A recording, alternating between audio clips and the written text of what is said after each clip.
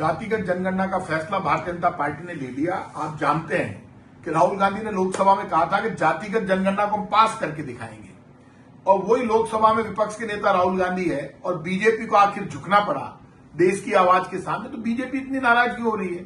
BJP को बोलना चाहिए कि अपोजिशन लीडर राहुल गांधी ने जो डिमांड की थी वो डिमांड हमने पूरी की है। तो आपको धन्यवाद देना चाहिए कि विपक्ष के नेता ने एक बड़ी आवाज उठाई और कहा जातिगत जनगणना आप करा लीजिए।